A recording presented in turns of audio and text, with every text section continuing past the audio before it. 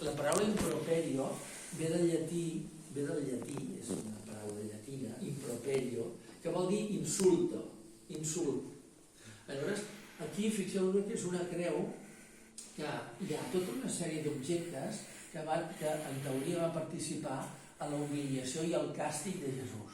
Fixeu-vos bé. I tenim la majoria d'aquests, diguem-ne, d'aquestes cosetes, per exemple, aquí els assots, els fuets, o després tenim la corona d'espines, tenim els claus, tenim la llança, tenim aquí la llança del famós Longinos, que diu que li va clavar una llançada al costat i va brotar sang i aigua, això ho diu l'Evangeli, això no ho invento, és a dir, a punt de morir Jesús, doncs diu, tinc set, això surt al passatge de l'Evangeli, tinc set, i llavors va ser quan el soldat li va costar una canya amb una esponja amb vinagre, i li va costar, i és també aquesta. Llavors aquí la llança del soldat Longinos, això sí que se sap qui era, un soldat romà que es deia Longinos, i que li va clavar la llança, doncs la sortiu que li va brotar sang i aigua. En fi, aquí tenim, per exemple,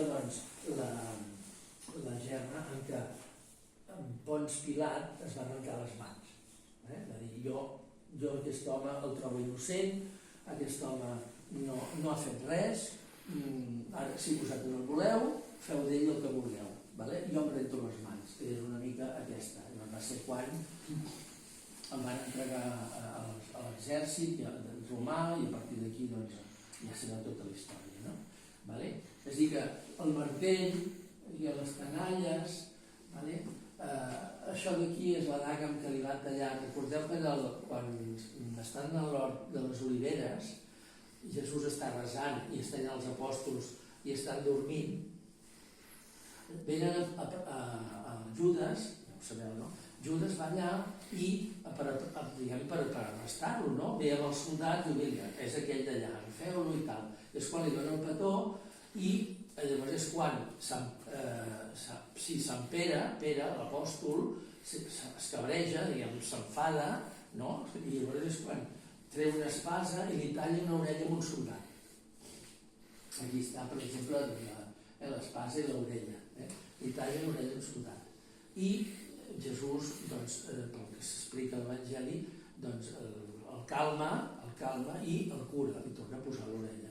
Vull dir que li torna el cura altra vegada, i és una mica el que hi ha aquí.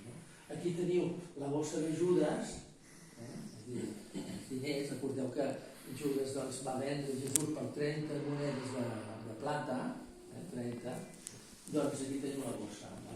I més o menys són això,